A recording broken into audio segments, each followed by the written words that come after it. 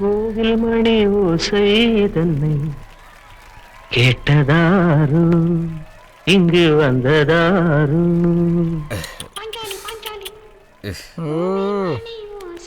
வாப்பா தம்பி முத்து, எழுதி வச்சுக்கோ. தமிழ்நாட்டோட அடுத்த சூப்பர் ஸ்டார் நம்ம சுதாகர் தான்பா. சுதாகர் படம் போட்ட பனியனை போட்டுக்கிட்டு எல்லா பயனும் சுத்தா போறானுங்கப்பா. அப்ப இந்த ரஜினி கமல் அவங்கெல்லாம் தர்பூசணி மாதிரிப்பா, சீசனுக்கு வந்துட்டு போயிடுவாங்க. ஆனா நம்மளால வாழைப்பழம் மாதிரி ஆல் டைம் சீசனு. காளியரை சொன்னா கரெக்டா தான் இருக்கும். இது கிழக்கு போக ரயில் இருக்குல்ல, அதை இந்தியில நார்த் ஜாயிங்க மெயில் எடுக்க நம்ம தலைவர் கூப்பிட்டாங்கப்பா. ஏன் போகல? ஹிந்தி தெரியாதா? விளையாட்டுக்கார பயவாணி. 10 ரூபா நோட்ல இருக்க 15 லாங்குவேஜ் நம்ம தலைவருக்கு தெரியும். கால் சீட் இல்லப்பா. நான் சொல்லலப்பா, பத்திரிகையில போட்டுருக்குது. வா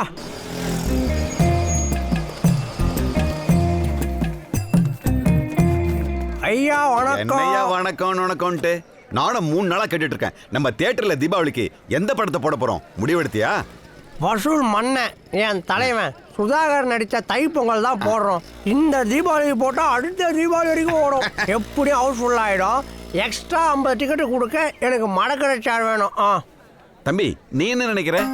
ஐயா நான் என்ன சொல்றேன்? தம்பி முட்டு அப்படி காளி என்ன சொன்னா கரெக்டா இருக்கணும். படாருன்னு சொல்லு. ஐயா வர தீபாவளிக்கு ரஜினி நடிச்ச பில்லா போட்டா நல்லா இருக்குங்கிறது என்னுடைய தாழ்மையா இருக்கு. வெரி குட் முத்து. நான் சொல்லலாம்னு நினைச்சேன், நீங்களே சொல்லிட்டீங்க. ஐயா இது 1980 மாடர்ன் உலகம். இந்த காலத்து இளைஞர்கள்கிட்ட எனக்கு பிடிச்சதே தப்பான விஷயத்தை கூட தன்னம்பிக்கையோட பேசுறாங்க பாருங்க.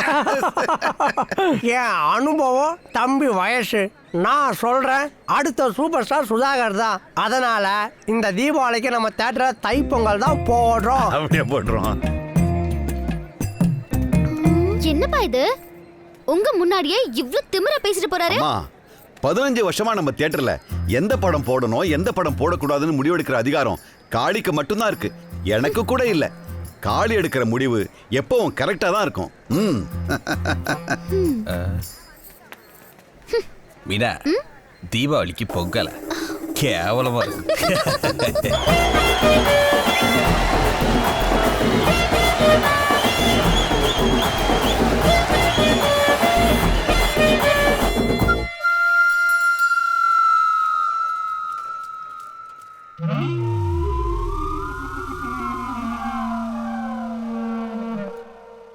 ஐயா தீபாவளிக்கு தலைக்கு எண்ணெய் வைக்கலாம், துண்டு வைக்க கூடாது. வியாபாரம் விருத்தி ஆகாது.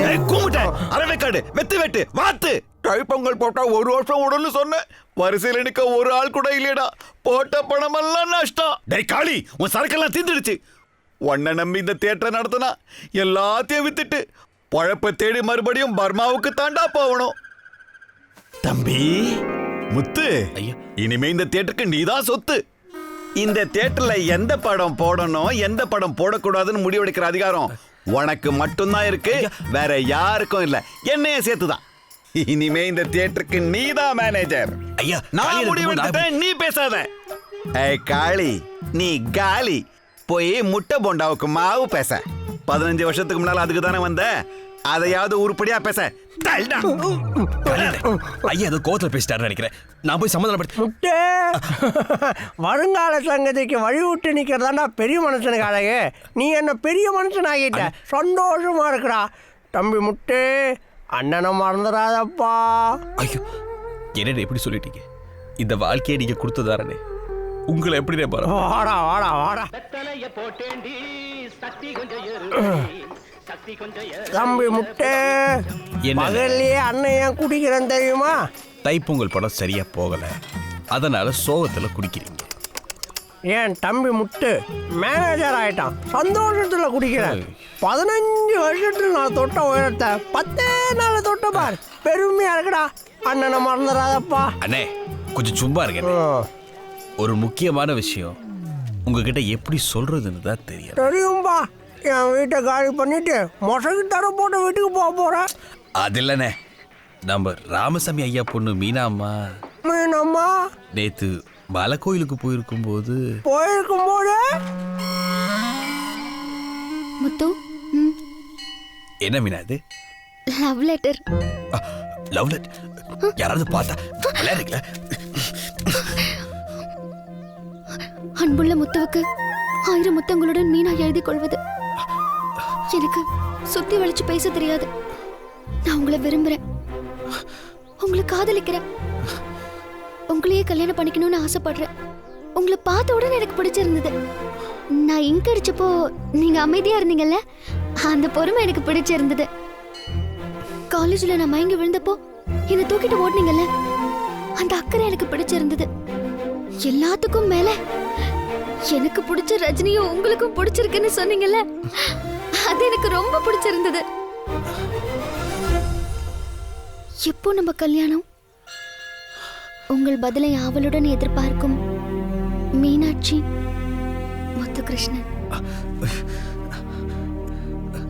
ஐயோ, இதெல்லாம் சரி வராது மீனா. தயவு செஞ்சு மறந்து. ராமசாமி ஐயாக்கு என்னால துரோகம் பண்ண முடியாது. ஒருவேளை நான் ராமசாமியோட பொண்ணா இல்லாம இருந்திருந்தா உங்களுக்கு என்ன பிடிச்சிருக்கோம்ல, என் லவ்வுக்கு ஓகே சொல்லிருப்பீங்கல்ல. எனக்கு தெரியும் உங்க மனசுல நான் இருக்கேன்னு. நாளைக்கு மதியம் 12 மணிக்கு நான் உங்களுக்கு ஃபோன் பண்ணுவேன். என்ன பிடிச்சிருக்குங்கிற பதில மட்டும் சொல்லுங்க. இல்லனா அரளிவதி அரைச்சு குடிச்சிட்டு போயிட்டே இருப்பேன். மீனா, குழந்த மாதிரி மூஞ்ச வச்சுக்கிட்டு கொத்து சாவி அமைக்கிட்டியா? அண்ணனுக்கு எப்பப்பா கல்யாண சாராயம் கொடுத்த போற? அண்ணே சும்மா கிண்டல் பண்ணாதீங்கண்ணே. நாளைக்கு 12 மணிக்குள்ள அவ காதல நான் ஏத்துக்கலண்ணே, அரளிவதை அரைச்சு குடிச்சிருவேன்னு மிரட்டுறானே.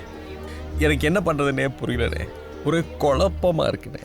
மீனம்மாவை நீ லவ் பண்றியோ? ராமசாமி ஐயாக்கு நான் துரோகம் பண்ண மாட்டேனே. நீ மீனாவை லவ் பண்றியா இல்லையா? அண்ணே, நான் உங்க பேரை கெடுக்க மாட்டேனே. இந்த பாம்பு டான்ஸ்லாம் என்கிட்ட வேணாம். நீ மீனாவை லவ் பண்றியா இல்லையா? உங்க தலைவன் ரஜினி மேல சத்தியம் பண்ணி சொல்லு. ரஜினி மேல சத்தியமா சொல்றேனே, மீனா அவனுக்கு ரொம்ப பிடிச்சிருக்குனே.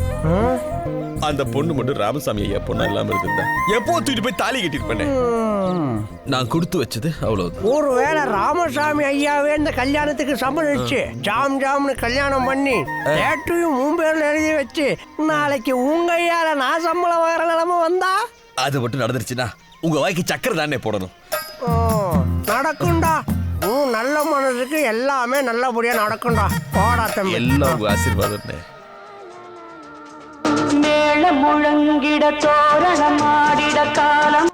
தம்பி முட்டு, அண்ணே, இந்த தேட்டருக்கு நீ ஓனர் ஆகணும்பா. அதுதான் இந்த அண்ணனுடைய ஆசை. அண்ணே, அடக்கு அழுத பழக தோஷத்துல ஊன்சார்ல உட்காந்துட்ட மன்னிச்சுப்பா. ஒரு 10 நிமிஷம் உட்காந்துங்க. 10 நிமிஷத்துக்கு எதுக்குப்பா பஞ்சு மெத்த? நீ உட்காருவா, அது ஊன்சார் உட்காருப்பா. மரியாதையான பய.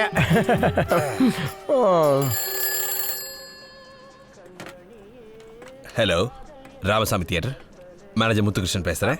ராமசாமி பேசுறேன். ஐயா சொல்லுங்க. மாதிரி ரஜினி நடிச்ச அன்புக்கு நான் அடிமை படத்துக்கு அட்வான்ஸ் கொடுத்துட்டேன். நல்லது. சந்தோஷம் தானே? ஹாப்பியா? வெரி ஹாப்பியா.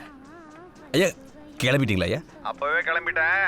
ராத்திரிக்குள்ள வந்து சேர்ந்துருவேன். சரி, தியேட்டரை பத்திரமா பாத்துக்கயா? சரிங்க. யாருப்பா முட்டை? ஐயா கிட்ட அன்புக்கு நாடகமே படம் போடணும்னு சொல்லியிருந்தேன். அது விஷயமா மெட்ராஸ் போயிருந்தாரு. ராத்திரிக்குள்ள வந்து சேர்ந்துருவேன்னு சொன்னார். அதான். ஐயாவே உன் அன்புக்கு அடிமை தானப்பா.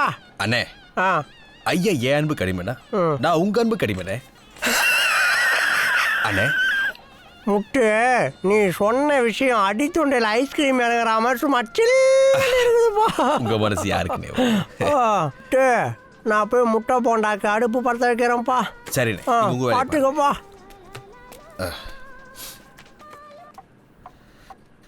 ஓ, 12 மணிக்கு ஃபோன் பண்ணுவேன்னு சொன்னா 11:50 ஃபோன் பண்ணிட்டா.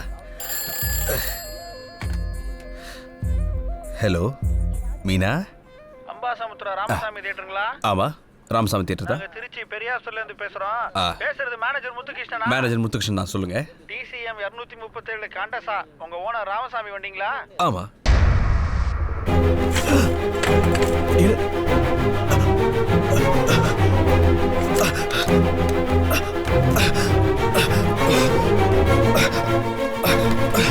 தம்பி முட்டு, என்னடா ஷாக் அடிச்சுச்சா? அண்ணே, ராமசாமி ஐயா. ராமசாமி ஐயா ராமசாமி ஐயா ராமசாமி ஐயா என்னடா நம்மளெல்லாம் விட்டு போயிட்டாருண்ணே. ராமசாமி ஐயா செத்துட்டாரா? ஆமாண்ணே. எப்படிடா?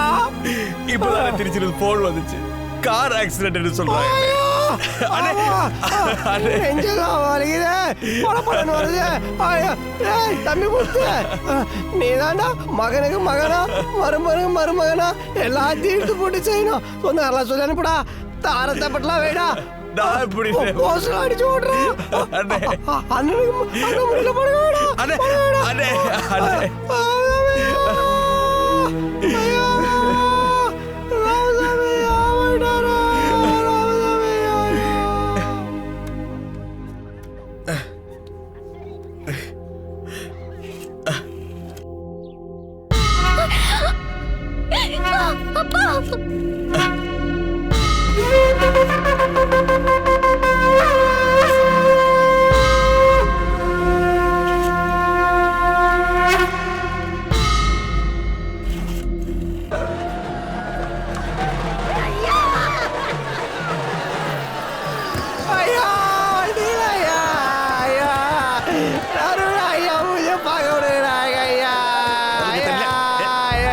என்ன ஒரே கூட்டம்? என்னாச்சு? டேய் கன்சாமி, என்ன எழுவடா இதெல்லாம்? ஐயா, நீ இன்னும் சாவலியா? ஐயா, ஐயா, இப்படி அம்சமா வந்து இறங்கி நிக்கிறாரே. என்னடா? ஏறும் எதிர்க்க வந்தா கூட இடிக்காம சைடு வாங்கி ஓட்டுறவங்கள போய் லாரியில மோதி செத்து போயிட்டீங்கன்னு எங்க இந்த முத்து போய சொல்லிட்டாரு ஐயா. உணவா வரையிட்டாரு ஐயா. இனி வருவா ராமசாமி, வருவா ராமசாமி கூட்டவெல்லாம் பாட ராமசாமி, பாட ராமசாமின்னு கூப்பிடுவான ஐயா. தப்பா செய்யலையா? ஐயா, காரியம் என்ன பண்ணு? ஐயா, அடிக்காதீங்க ஐயா, அடிக்காதீங்க ஐயா. ஐயா, ஐயா, வீட்டை விட்டு வெளில போடா, போடா.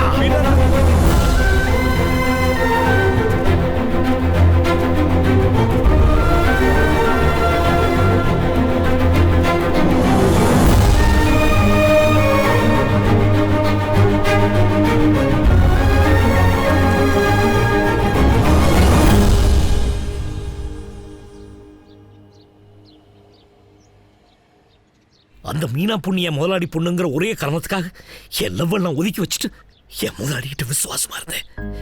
ஆனா அவரு யாரோ செஞ்ச தப்புக்காக என்னை எல்லாருக்கும் முன்னாடி அசிங்கப்படுத்தி அவமானப்படுத்திட்டாரு. இப்ப சொல்றா, இதுக்கு மேலேயும் நீ ராமசாமி பேத்திய கல்யாணம் பண்ணிக்கணுமா? என்னது முட்டாள்.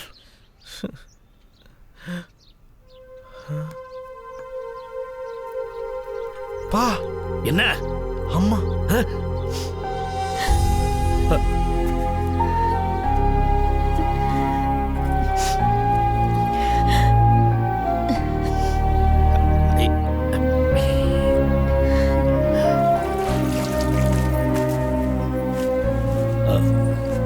மீனாட்சி, அந்த பொண்ணை பத்தின விஷயம் உங்ககிட்ட முன்னாடியே சொல்லியிருக்கணும். சொல்லாம இருந்தது என் தப்பு தான். நிறைய தடவை இந்த விஷயத்தை உங்ககிட்ட சொல்லலாம் தான் நினைச்சேன். ஆனா எதுக்காக பழசெல்லாம் கிளறி நிம்மதியா இருக்கிற நம்ம வாழ்க்கையை கெடுக்கணும் தாம்மா நான் சொல்லலை. இங்க பாரு மீனாட்சி, சத்தியமா சொல்றேன், அந்த மீனா பொண்ணு தான் எனக்கு காதலிச்சு கல்யாணம் பண்ணணும்னு ஆசைப்பட்டா. ஆனா அந்த பொண்ணு மேல எனக்கு ஒன்றும் பெரிய அபிப்பிராயம்லாம் இல்லை. இங்க பாரு, நான் சொல்றது தயவு செய்து புரிஞ்சுக்க, கோவப்படாத. ஐயோ, அந்த பொண்ணு விஷயத்துலலாம் எனக்கு எந்த கோவமும் இல்லைங்க. இதுக்கெல்லாம் கோவப்படுற வயசாயுது. இப்படி சிரிச்சா கன்னத்துல குழி விழறத பார்த்தா எல்லா பொண்ணுக்கும் ஆசை வரதான் செய்யும். அதான் அந்த பொண்ணும் ஆசைப்பட்டிருக்கு. இதுல என்ன தப்பு இருக்கு? ஆனா செய்யாத ஒரு தப்புக்காக அந்த ராமசாமி குடும்பம் உங்களை எவ்வளவு அசிங்கப்படுத்திருக்காங்க. நீங்களும் இத்தனை வருஷமா அதை பத்தி என்கிட்ட ஒரு வார்த்தை கூட சொல்லாம மனசுக்குள்ளேயே வச்சு வச்சு எவ்வளவு கஷ்டப்பட்டிருப்பீங்க. அதாங்க எனக்கு கோவம். அந்த ராமசாமி குடும்பத்துல இருந்து யாராவது என் கையில கிடைச்சாங்க, அவங்கள அப்படியே துணியை புழியிற மாதிரி அப்படியே முறுக்கி புழிஞ்சிருவேன். எனக்கு வர்ற கோவத்துல ராஜா. கூப்பிட்டீங்களாம்மா? டேய், அந்த பொண்ணு பேர் என்னடா? தேவி பிரியம்மா. பாக்குறதுக்கு உங்களை மாதிரியே லட்சணமா? இல்லப்பா, நிஜமாவே நீ என்ன பண்ணுவியோ ஏது பண்ணுவியோ, அந்த பொண்ணு தான் நம்ம வீட்டு மருமக. கடைசி வரைக்கும் அந்த குடும்பமே உங்க அப்பா முன்னாடி கையை கட்டி நிக்கணும். மீனாட்சி, அப்பா வசிங்கப்படுத்தினாங்களா, அதுக்கு தான் தண்டனை. எத்தனையோ தடவை பேச்சு கேட்காம இருந்திருக்கம்மா. அது என்னமோ தெரியல, இந்த விஷயத்துல உடனே கேட்கணும்னு தோணுதுமா. அட, நீ யார் ரெடி பண்ணி வையே, உன் மருமகளோட வர என்ன ஆசீர்வாதம் பண்ணு. நல்லா இருப்பா. டேய் டேய் டேய், அவ ஏதோ உணர்ச்சி வசப்பட்டு பேசிட்டு இருக்கா, நீ அவ பேச்சை கேட்டுக்கிட்டு என்ன அவமானப்படுத்தின அந்த குடும்பத்தோட உறவு வேணாம், நீ அங்க போக கூடாது. மா டேய் ஐ எம் வெரி சாரிப்பா. எங்க அம்மா பேச்சனால மீற முடியாது. ஏன்னா நான் ஒரு சூழ்நிலை கைதி. Situation accused. சூழ்நிலை அக்யூஸ் சிச்சுவேஷன் கைதின்னு கதை பேசிட்டு இருக்கியே. அம்மாக்கு ஆர்த்தி ரெடி பண்ண 5 நிமிஷம் போதும். எங்கடா என் மருமக? இதுக்கு மேல என்னால ஒரு செகண்ட் வெயிட் பண்ண முடியாதுப்பா. நான் உடனே கிளம்பலன்னா எங்க அம்மாவோட மனசு கஷ்டப்படும். அதை என்னால தாங்கிக்க முடியாது. உங்களுக்கு தான் தெரியும்ல, நான் சின்ன வயசுல இருந்து அம்மா செல்லோன்னு.